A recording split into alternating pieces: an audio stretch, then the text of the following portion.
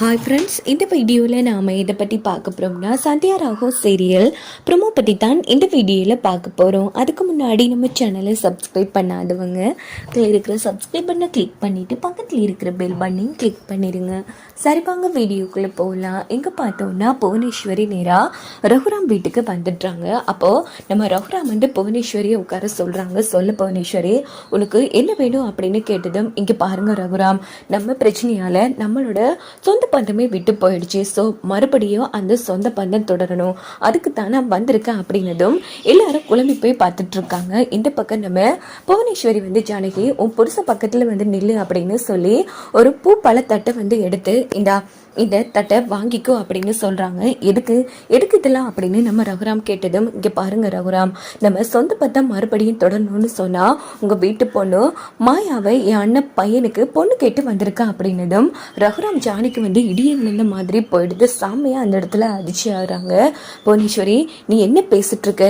நீ ஒரு விஷயம் கேட்குறதா தான் இருந்த, ஆனால் இவ்வளோ பெரிய பொருளை கேட்பேன்னு நான் கொஞ்சம் கூட எதிர்பார்க்கல அப்படின்னதும், இங்கே பாருங்கள் ரகுராம், நான் ஆரம்பத்திலே சொன்னேன் எனக்கு அவ்வளோ பெரிய ஆசைகள் எல்லாம் இல்லை, எனக்கு எதுவுமே வேணான்னு. ஆனால் நீங்கள் தான் செகண்ட் வாய்ப்பு வந்து கொடுத்தீங்க.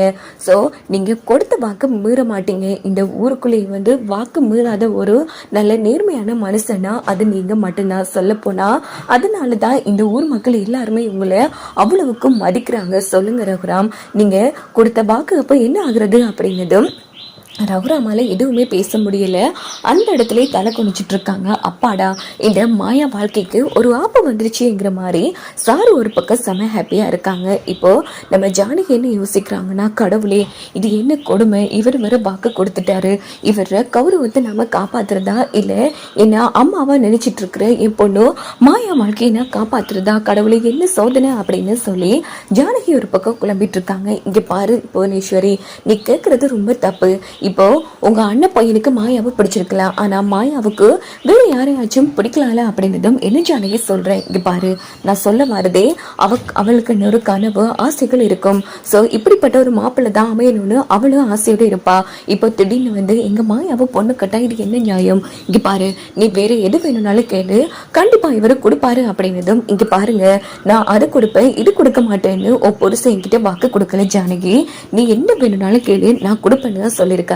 என் ஆசையை என் அண்ணன் பையன் கேட்டு இது வரைக்கும் நான் எதுவும் வாங்கி கொடுக்காம விட்டதில்ல. ஆனா இப்போ அவன் மாயாவை ரொம்ப ஆசையா உயிருக்குயிரா காதலிக்கிறான். ஸோ உங்க வீட்டு பொண்ணும் மாயாடா வேணுங்கிற மாதிரி சொன்னதும் ரகுராமுக்கு என்ன பண்றேன்னு தெரியல. நம்ம மாயா சீனுவும் வந்து பயங்கரமா அந்த இடத்துல அதிர்ச்சியாகி நின்றுட்டு இருக்காங்க. உடனே நம்ம என்ன பண்றேன்னு புரியாம தலை குனிச்சு நின்றுட்டு இருக்காங்க. அப்படின்னு பார்த்து ரமணி பாட்டி வந்து, இங்க பாருப்பா, புவனேஸ்வரி திருந்திட்டா, உனக்கு இவ்வளவு பெரிய மனசு பண்ணி அந்த முதல் மாதிரி அதையும் விட்டு கொடுத்துருக்கா. சொல்ல போனா அவ மனசு மாறினபடியாதானே நம்ம சொந்த பண்ண தொடரணும்னு மாயாவை பொண்ணு கேட்டு வந்திருக்கா.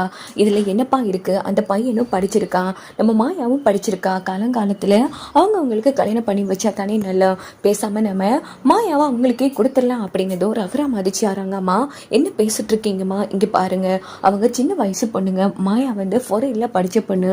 அவளுக்குன்னு கனவு லட்சியம், தனக்கு வரப்போற மாப்பிள்ளை இப்படித்தான் இருக்கணும்னு 1000 கனவு கண்டிருப்பான். அவளோட கனவை கலைக்க சொல்றீங்களாங்கிற மாதிரி கேட்டதும், வேற என்னப்பா பண்றது, நம்ம அந்த மாயான்னு நம்ம சொந்த பொண்ணா என்னங்கிற மாதிரி கேட்டதும், ஆமாமா, மாயா எத்தனையோ வாட்டி தான் ஒழுக்கமான பொண்ணு, இந்த வீட்டுக்கு தகுதியான பொண்ணுன்னு நிரூபிச்சிருக்கா. அவ என்னோட சொந்த பொண்ணு தான், தானா எப்படியோ அது மாதிரி தான் மாயாவும் அப்படின்னதும் நம்ம ஜானகிக்கு என்ன பண்றேன்னே தெரியல.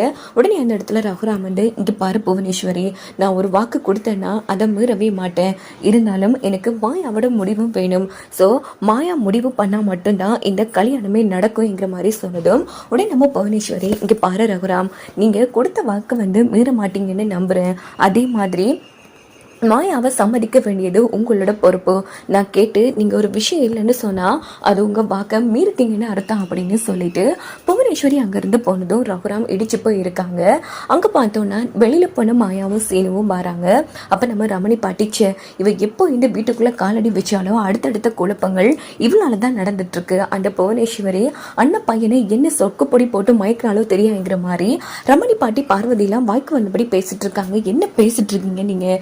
மாயா மாயா நம்ம விட்டு பொண்ணு, அவன் எல்லாம் ஒரு மாப்பிள்ளைன்னு அவனுக்கு நீங்க கொடுக்க பாக்குறீங்க. இங்க பாருங்க, அவன் வேலை வெட்டி படிச்சவனா இருக்கலாம், ஆனா அவன் ஒரு பொறுக்கி, அவனுக்கு மாயாவெல்லாம் கொடுக்க முடியும் அப்படின்னதும் உடனே நம்ம மாயா வந்து பெரியம்மா இங்க என்ன நடக்குது அப்படின்னு கேட்டதும் ஜானகி நடந்த அத்தனை விஷயத்தையும் சொல்றாங்க. நம்ம மாயாவுக்கு இடியே விழுந்த மாதிரி போயிடுது. இங்க பார்த்தோம்னா நம்ம ரமணி பாட்டி எப்படி இவங்க கல்யாணத்துக்கு சம்மதிக்க மாட்டா, என் புள்ள வாக்கு கொடுத்து இப்படி மீறிட்டானிடுது ஊர் உலகமே பேச போது, சொல்ல போனா இந்த வீட்டு கௌரவமே போகுதேங்கிற மாதிரி ரமணி பாட்டி அழுதுட்டு இருக்காங்க. இன்னொரு பக்கம் நம்ம ஜானகி வந்து ரொம்ப ஃபீல் பண்றாங்க. அப்போ நேரா நம்ம ரகுராம் வந்து இங்க பாரு மாயா, உனக்கு இந்த கல்யாணத்துல விருப்பம் இல்லைன்னு தெரியும், இருந்தாலும் எனக்கு என்ன பண்றேன்னு தெரியல மாயா, பரவாயில்ல நான் வாக்கு மீறினதாக இருக்கட்டும், நீ என்னோட பொண்ணு, உன் வாழ்க்கை நல்லா இருக்கணும் அப்படின்னு சொன்னதும் உடனே நம்ம மாயா என்ன பண்றாங்கன்னா ரகுராம் கையை பிடிச்சி இங்க பாருங்க பெரியப்பா, நான் உங்களை என் பெரியப்பாவா பார்த்ததே இல்லை, என் அப்பாவா தான் பாக்குறேன், என் அப்பா வந்து என்னால தலை குனிச்சுதான் இருக்கக்கூடா, இப்ப என்ன அவனை நான் கல்யாணம் பண்ணிக்கணும் அவ்வளவுதானே, சரி பெரியப்பா நான் அவனை கல்யாணம் பண்ணிக்கிறேங்கிற மாதிரி சொன்னதும் ரகுராம் ஜானகி எல்லாம் பேர் அதிர்ச்சி ஆறாங்க. என்னடா இவ இப்படி அவசரப்பட்டு ஒரு முடிவெடுக்கிறாங்களேன்னு. ஸோ ஒரு டைம் நம்ம புவனேஸ்வரியோட திட்டம் இதுவாக இருக்கலாம், எப்படியோ நம்ம ரகுராமா அடைகிறது அவங்க நோக்கம் கிடையாது.